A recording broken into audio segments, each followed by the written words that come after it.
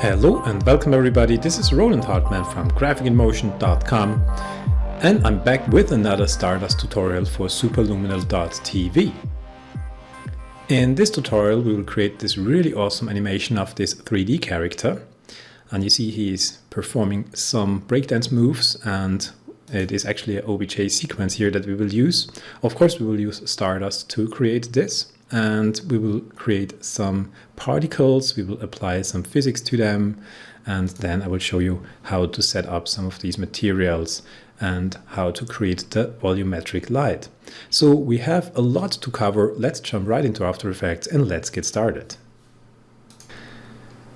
As always, first of all, I will create a new composition and I will just use the HDTV preset for this project.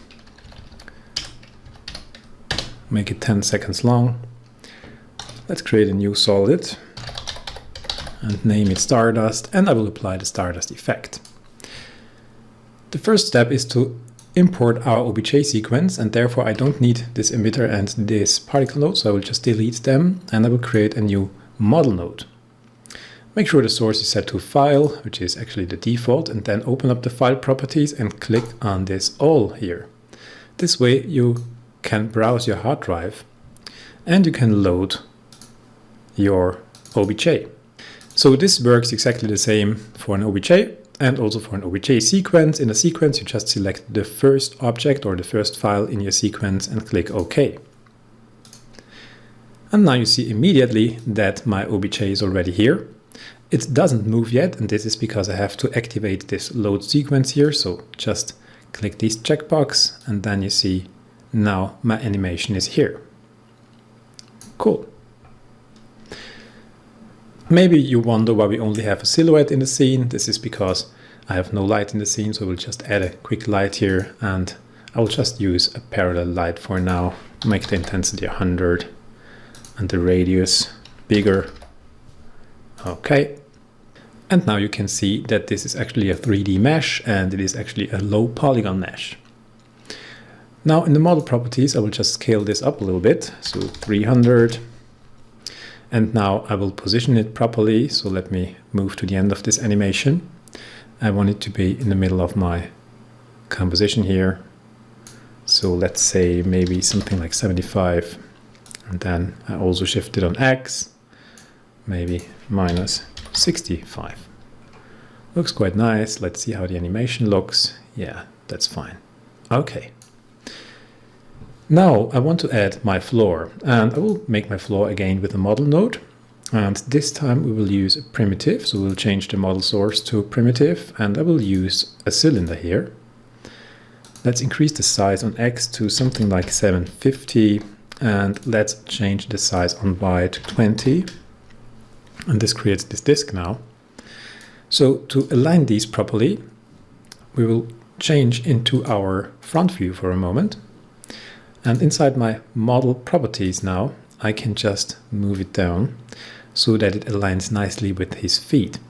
And I want to be a little bit careful that I have no intersection, so I prefer that there's a small gap, because if there's an intersection then I can get problems with the particles, because we will emit the particles actually from the mesh. So, you know, you just line it up, something like that. Should be good. Let's take a look here in the active camera, and I think that this will work. Yeah, this doesn't look too bad. Actually, it looks quite nice. Okay. Good. Now I will just quickly rename my nodes here that I don't get lost. So this is my floor, and this is my dancer. Okay. Now we can take a look how we can emit particles from our OBJ, and this is actually very easy. So we just create an emitter and we create a particle node, and let's link these two together. And now we tell the emitter that we want to emit instead of a point from an object, and we want to tell the emitter which object it should use, and therefore we just duplicate our dancer model node. So let's just select it and press Ctrl D, and I will rename this one here to dancer emission. And I can now link this to my emitter directly here in the same port as the particles. So let me rearrange this a bit, like so. Okay, so far so good. Now you see that there are already some particles, and they are obviously also following the movement of my dancer, but something is wrong, and if I take the speed off, you will see what's happening here. And actually our little dancer is already performing something like a head spin. He's just upside down here, you know, the particle dancer, and this is just because of this flip. This is activated by default, and if you uncheck it, then these two line up properly. Okay, now we have some particles. Awesome. So let me show a few options that you have got when you are emitting from OBJs. Let me turn off my dancer model for a moment that we can look at the particles. And let's make these a bit more attractive, visually attractive. Therefore I scale them down, give them a color, and set them to add. Just that we see what's going on with these different options, because there are actually different options of emitting, and I want to show you these. Right now I increased the particle count just that we see what's going on. The emission is set to edge, and you can see this quite nice that we get this kind of a grid here, and this is actually exactly a representation of the polygons of this 3D model. So the particles are just born along the edges, and then we have the possibility to emit from the vertices. Looks like that. And vertices are the points on the model, and then we have the possibility to emit from the volume that will fill the inside of our dancer. That's also very cool. It's a little bit slower to calculate, but really nice. You can create awesome effects with this. And then we have phase, which creates one particle per polygon. And we have the surface, which just distributes them more or less randomly over the surface. This is also a very nice look. And in our case, I think that we will just use edges, and we will reduce this quite a bit to 200. Okay. One thing that I want to mention, if I increase the speed now, let me increase this just again for a moment. And you see now the particles are flying out from my dancer, but you also see that they are moving with the movement of this model. So they're not staying where they are born, they're moving. The whole particle cloud is moving with the dancer. So this can be quite cool if you want to create certain effects, but in our case, this is absolutely not what we want to achieve. So you saw that in my preview video, these particles fell down and dropped to the floor. And yeah, we have to work on this a little bit here. Okay, so let's set this up. First of all, I reduce the particles per second to 200. Then I will just zero out the speed for now. And I also want to change the particle shape because I want to use 3D models here. And in this case, I want to use spheres. And therefore, I need another model node that I can link into my particles node and tell it that we want to use a primitive. And we want to use a sphere. Good. Now let's reduce the segments here to 12 times 12. This way it will just be a little bit faster to calculate. And I will increase the size again, something like 50, and let's change the random size to 75. Now we have nice big particles. And this looks also quite funny, you know, a dancing balloon man or whatever. But I want to add some physics to this setup now. If you're not familiar with physics and Stardust, then I would recommend that you check out my basic introduction to Stardust physics. I made a tutorial a while ago about this. I will not go through all the basics. I will just show you how to get the result that we want. But of course we need a physical node. So let's add in a physical node. And now we have to connect the physical node to our particles. So we will not connect it to the model. We will connect it directly into our particle node. And to make this work, we have to turn on physics. And you will see in a moment what's happening when I turn on physics now. We get this alert, and that says, to simulate, please save the project. This is very essential. So remember that before you turn on your physics, you have to save your project. And the explanation is pretty simple.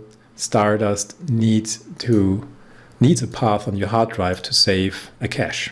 So it needs to save the data that is created by this physical tab and the calculations. It needs to save it to your hard drive. Okay, now I saved my file and now I can turn on the simulation. And you see immediately something is happening. So I will create a quick run preview, but before I do that, let me just change a few settings here in the render settings. I will just change this to medium. This will just make it a bit more fluent, and I also change it to half in the resolution, because then we will have a better response here. And you see it's really responsive. And yeah, you see the particles fall to the ground, but they are of course not colliding yet, because we didn't tell them that this is actually also a physical object, and we will do that now. Before we do that, let me go into the floor node again, or the floor model node, and change the segments, because I see right now that this has not enough segments for our purpose.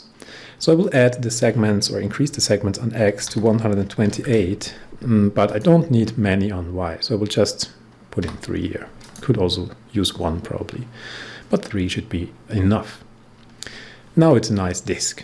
And now I want to add in another physical node and link it to my floor. But this time we have to do a few changes. So first of all, you see now it's gone, and this is because it's also affected by gravity, and it just falls down. So you see in the beginning here it's still visible, and then it just drops. But we do not want this, and you can just set this to kinematic. And now it is a static mesh, but we can create collisions. You see that now it doesn't work, and this is because this simulate using is set to sphere, and this is of course everything else than a sphere, so we have to set this to model. Now if we take a look, you see, oh yeah, we are getting some collisions here. Awesome. Good. This is working nicely. And now I will bring in my dancer again, so I will just unhide it. And I also want these to collide with the model itself. So let's do that. Let's add in, or let's actually take this physical node here and just duplicate it, the one from the floor, because we need exactly the same settings for our dancer. And let me just rearrange this a bit nicer. I will bring this here down here,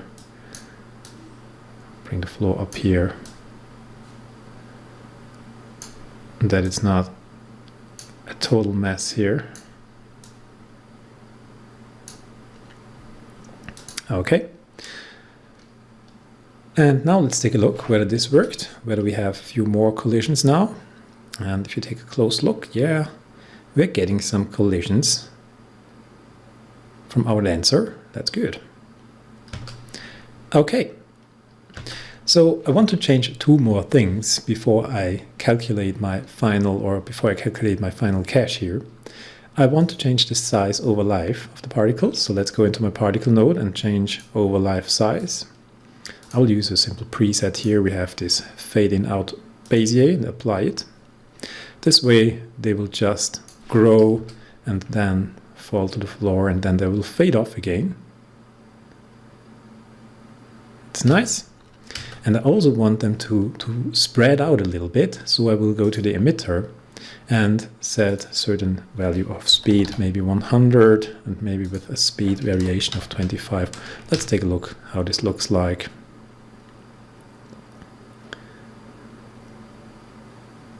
Yeah, this looks quite funny. Maybe it's a bit too strong, so maybe I should just reduce this to 75. Let's take a look. Yeah, this looks really nice. So I will stay with these values for now. And you see now that we have a few problems here. Some of these spheres get stuck inside the model here, and I don't like that. And I can change that maybe by manipulating the size over life even further. So if I just bring this in here a bit, maybe to a value of, let's say 7, and just make this here a little bit flatter, not that steep, maybe they shoot out before they grow, and maybe we'll not get that many intersections here. I will just take a look how this affects our simulation. And yeah, actually this is quite nice. So this is This is more or less working. They need a little bit more time to grow, but they're not sticking inside the model anymore. That's good. And now at a certain point in time, I just want to turn off the emission. So actually, let's take this moment where he lands his backflip. So right here, we will just turn it off. Boom. And this is frame number 165 in my case. And here I will just turn off the emission by setting a keyframe to the particles per second, moving forward one frame and set it to 0. Good. So I think that this is my simulation. Let's create a quick run preview.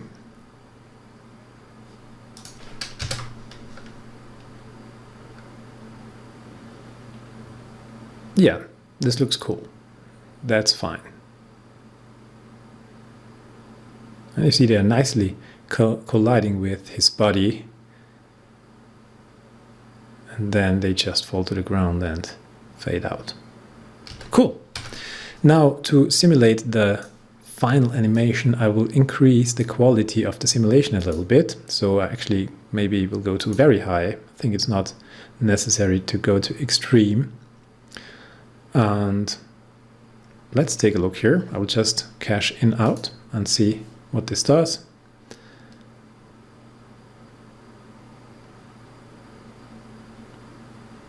Looks quite good, and you also see how fast this is going, because After Effects is actually calculating the physics and it is also rendering the preview here. So that's really cool. And then he has still this one on the head. Yeah, that's nice. I like this animation. That's good. Cool. So now we are finished with our simulation, and I don't want to change this anymore. And if I don't want to change it anymore, then I can just set it to freeze, turn off the auto cache just to make sure. And now you see that I can scroll through my timeline and the simulation is still there without any lags. That's really awesome. And freeze just means that now Stardust loads the data that it saved to the hard drive. And no matter what I do now, it will have no effect on my animation. So for example, if I go to my model here and increase the segments, so to 24 times 24 now, because actually 12 by 12 is a little bit rough. So let's take a look here in full mode. And you will see now the spheres are nice and round. Now we don't see it that good because I still have the render quality on medium, but I don't care now. I know that 24 times 24 is enough for the size of these spheres. And yeah, that looks pretty good. So now it's time to make this look a little bit more beautiful. So we will assign some materials and some textures. Therefore I go to the project window, double click and import my textures.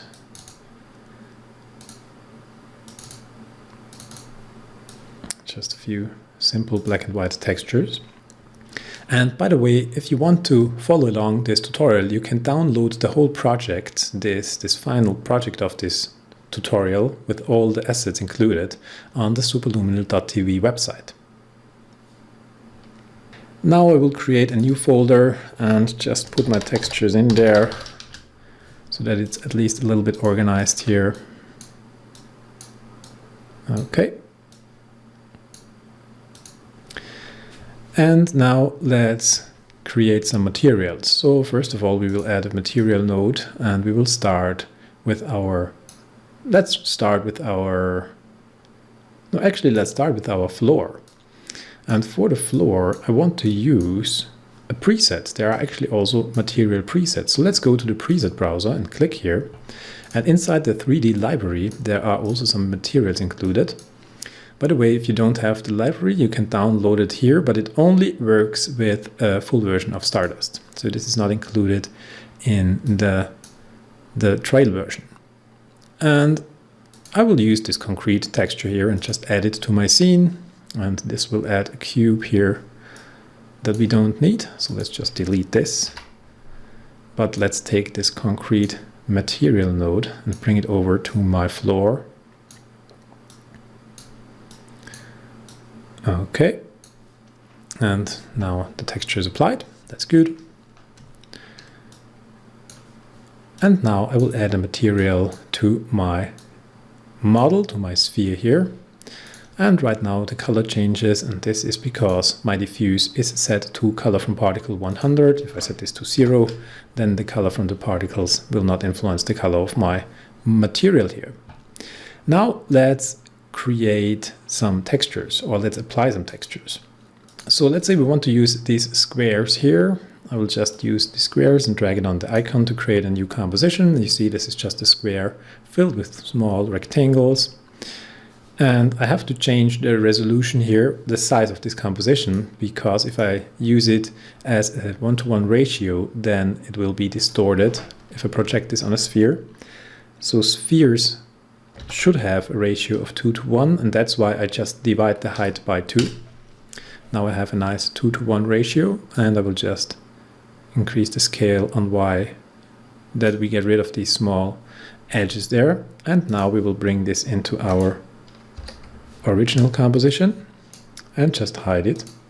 And now I can use it in my Stardust materials. So let's go to my material node and let's add it as a diffuse texture. And immediately see what this does. Now we have these nice patterns on our sphere. Cool. To change the overall look to a bit more of a metallic look, I could now just increase the roughness, or in this case we are and the glossiness, so increase the glossiness, something like that. And we can also increase the reflection. Now they get darker because there's not much to reflect, so we could put in here a texture or an environment, but for now I will not do it. I will just use the things that I have in my scene. So I will just leave it as it is here. Something like that looks quite nice. And I can also change the look here by changing the colors of my texture. So if I apply a tint effect here, for example, let's use a tint effect and apply it. And if I change this just to demonstrate to some different colors, so I will just map the black to this bluish color, and I will map the white to this pink color. And now let's take a look and you see what this does. This will just now take over these colors and looks quite nice. But in my case, I don't want to go for these fancy looks. I will just go for a dark gray and in this case, plain white. Pretty boring, like that. Okay, so to make this a little bit more interesting, this material, I could use another texture. And actually, we have these textures in here, these concrete textures that came in when I created, or when I added this preset. And I will just use this roughness JPEG here and create a pre-comp. And I will use it, or try to use it on my material. Maybe it will increase the quality and the look a bit. So, of course, I have to drag it into my project. So let's drag this into the project and make it invisible. And now inside my material here, I will add it to my roughness. Let's take a look what this does. And you see it flattens it out a bit, but it also adds some texture. We cannot see that very good now because the resolution is a bit small and also the material is not perfect, but I will leave it in here because in the other materials that I will create now, it will look a little bit more interesting. So talking about that, let's just create another one. So let's duplicate the model and the material node, select both of them and press Ctrl D on the keyboard to create a duplicate. And now we'll just link them to my particle node. Inside the particle node, I have to change the use models from all to random, because otherwise it will just overlap. And if you put in random, then it will distribute the models randomly to the particles, which is actually what I want. And now we can change the appearance of material number 2 a little bit. Therefore, I will use another of our textures. So let's go with these waves here, create a new comp, change the composition size again, divide by 2 and height. Good. And drag it into our composition, make it invisible, and now apply it to our material. And first of all, I will apply it, of course, into our diffuse texture, and you see what this does. It looks also quite nice. And I also want to change the colors here. So let's go to our waves and let's again apply tint. But this time we will use different colors. And this time I want to create something like a metallic golden look here. Let me take a look where I can find the right color. It's always a bit difficult to eyeball this. Something like that, maybe. Let's take a look. No, that's not quite there yet. I think I need a bit more red. Maybe something like that. Oh, that looks a little bit strange. It's always a bit difficult to find the right values here. Yeah, that's a bit better. Not quite, not perfect, but a bit better. Now I will change these a bit. So I want to make these a bit more glossy, just that they look a little bit different than the other ones. And another thing that you can do, you can also put, for example, the same texture, this wave texture here, inside the reflection, for example. So if I do that, you see what this does now. It will change the look even further. And I can also put it into the bump. So let's do that as well. Let's put it into the bump, our waves, and let's increase this quite a bit to 100.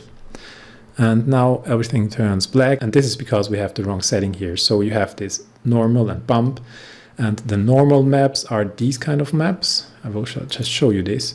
These kind of, yeah, colored maps. And our map is black and white, so we will use it as a bump. So we will just change this here, and you will see that this works now. I can do actually the same in this material. Just add it to the bump. We will use our squares here, add it to the bump, change it to bump map, and also put in a value of 100. And you will see, yeah, it's not really obvious, but it pushes out these squares a little bit. And I will also add it to the reflection. Yeah, cool. Okay. And let's create one more, just a quick one. Duplicate this one more time. Connect it to our particles. I will just drag it, let's say up here, doesn't matter. And let's go into this material, use another of these nice textures, these circles here. Create a new composition, composition settings.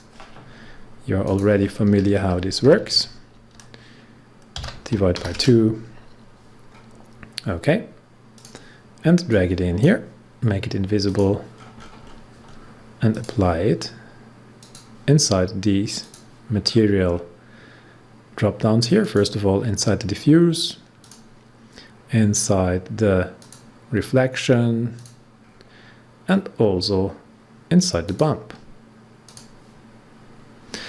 And if you take a look here now, this looks a little bit weird. I don't want these to be black with these metallic dots. I want this to be inverted, and that's pretty simple.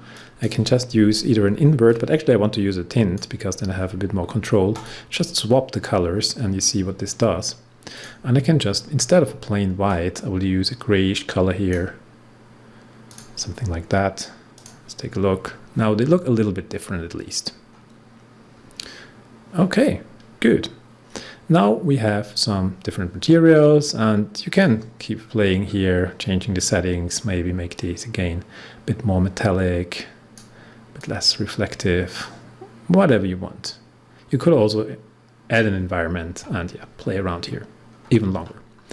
But I want to just add a quick material to our dancer here, and therefore I will borrow this material here. I will just duplicate this, and actually now I duplicated the model as well, which I don't need. I just need this material node, and I want to add it to my dancer.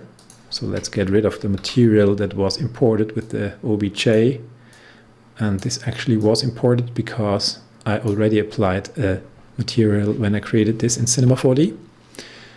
So now you see this looks like a total mess, and yeah, this is because, to be honest, I did not UV unwrap this guy. So this is a bit of a mess, this mesh and this object. But there is actually a way how you can solve this problem, and you go to the model node, and then inside texture mapping you have this UV map option, and if you change this from model to planar, for example, then it will project this texture just right planar, yeah, projected planar, so like a frontal projection onto your mesh. And actually in this case, this looks quite nice. So I think this is not the baddest thing, but I want to change the texture. So let's go to our textures, and we have these nice strokes here, and I will just create a new pre-comp. And this time I don't want to change the resolution. I will leave it as a square resolution, and I will bring it into my main comp as well, make it invisible. And now I will apply it to this material here. So I will apply it to my diffuse texture,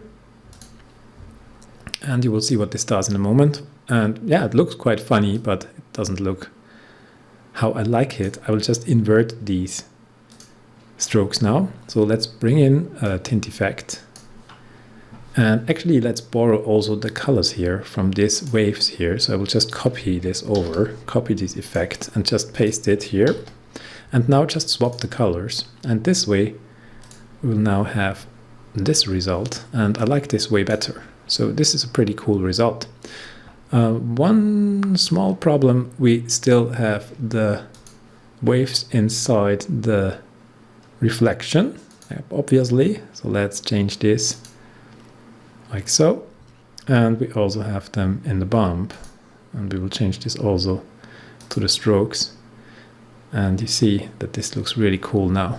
This creates a really nice look. Okay, so far so good. So you see that you can spend more time, use different textures and improve these materials on your own. But I think for the sake of this tutorial, I will stop here with material creation. And I will move on to the last step, and this is bringing in a volumetric light. So to bring in a volumetric light, I want to add another light to my scene, and I will use a spotlight for this now. So let's use a spotlight. Okay, and actually I want to get rid of my parallel light now, or just turn it off for a moment. I want to position the spotlight right in the middle of my scene, so I will just put it to 960 times 540 and 0 on set. Now it's right in the middle here.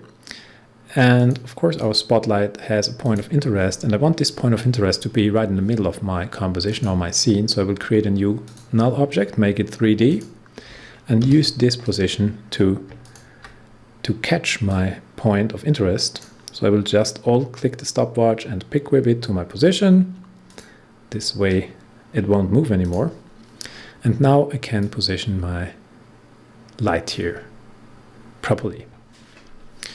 Good. Now let's rename this light. I want to name it V light, and this has a reason that I will show you in the next step. Now let's add a volumetric light, and you can do this either here, or you can also right click and choose volumetric light. And now it should already be visible. Yeah, there it is. You see, that looks really cool. So let's play with this a little bit. First of all, let's colorize it. So I want to have bit of a bluish tint in this light. And now I will change a few settings. And by the way, if you want to learn more about the volumetric lights, I will not go through all the settings now. I already released a tutorial that shows volumetric lights quite in depth, and this was the tutorial about the planetary scene with the asteroid belt, if you remember it. And if you didn't see it, then I would recommend to watch it if you want to learn more about volumetric lights. Now I want to change the distribution here from 50 to, let's say, 25 to make it a bit more intense. Now that's a bit too much. Let's go with 35. Yeah, that looks quite nice. And let's also make sure that our light is just a little bit higher in the scene. So we'll just drag it up a bit like that. Looks a bit cooler. Good. And the really spectacular thing with these volumetric lights happens when you turn on shadows. So let's do that right away. Let's go to our main Stardust settings here, and then we have these render settings, and there are shadows. And if you turn these on, it will see what's happening now. now all these 3D elements interact with the volumetric light and they create these awesome volumetric shadows, and this is really cool. And of course also they are creating shadows on the surfaces here. And as an addition here, I will also create some ambient occlusion. This will also help to sell this effect. And to finish it, the look, I will add 2 more lights to the scene. So let's go to Layer, New Light, and in this case it will be a point light. And I will make these actually a little bit warm, so something like that. And 100 is probably too much. Let's set it to 50 for now. And yeah, now I have one problem, and this was why I named my light before, so that I can specify which one will be used as volumetric. And you can do this here inside the volumetric node. There is this starting with option, and you can just put in here a letter. And in this case I will use V, because this is my V light, my volumetric light. And if I do this, then it will just take my V light into account, and it will not interpret my point light here as volumetric. So let's go to my 4 views, and we'll quickly set up a very quick lighting here. Really, I don't want to spend too much time here now creating a nice lighting. This is up to you. You can play around there, and believe me, you can play around for hours creating nice light setups and nice materials, and I would recommend to do that. You know, my tutorials are just the starting point. I just want to give you ideas and hints. So you should never stop your work when I'm stopping the tutorial. It's not done when I stop the tutorial. This is just the beginning. Okay, and let me create one more. Duplicate this one here and bring it to the front, so that we have a bit of light here as well. Maybe even further. Bring it down a bit. Where is it? It's up there. It's way too high. Something like that. And I will lower this intensity down to 25. Okay, so as I said, a really quick light setup like this. But it looks cool. Really like it. Not too bad. And as a last step, I want to increase the look of our basic concrete material here, so that it looks a little bit like in the preview. And we can do this by just going to this preset material, and I will just turn off this texture, or actually I could also turn off the opacity here. Let's see whether this does the same. Then it should get whiter. Yes, and now I can change the color to something dark. Yeah, that's it. That's more or less it. Now you can change the roughness a little bit. Actually, if I change this to glossiness, yeah, this should do. I'm already satisfied with this quite a bit. Okay, so far so good. So I think that this is it.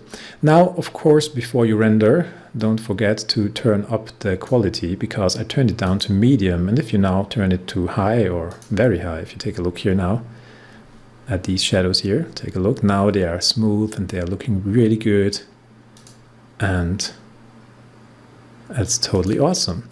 So as a last step in this tutorial, I will create a quick run preview, and I will be back when it's finished, and then we take a look what we created.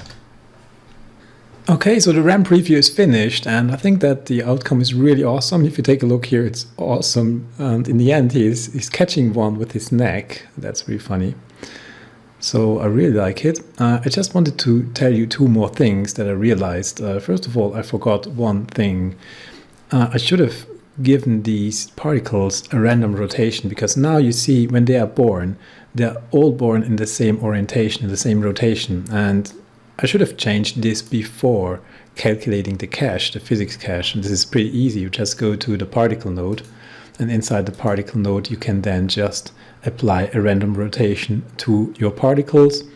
Now this will have no effect. They are the rotation properties, and you just set it to a random angle. As I said, now this has no effect because I already cached this, and I'm reading these data here out of the cache.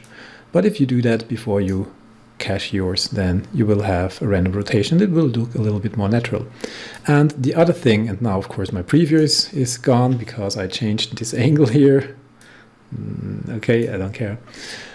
And you see that this texture is not sticking to the model, and this has to do with the planar projection. So this is just the downside of this cheating technique here, that this will not stick to the model, but it will be projected, and so it just moves and slides all over the place. But in this case, in this abstract style, it really doesn't matter at all, I guess.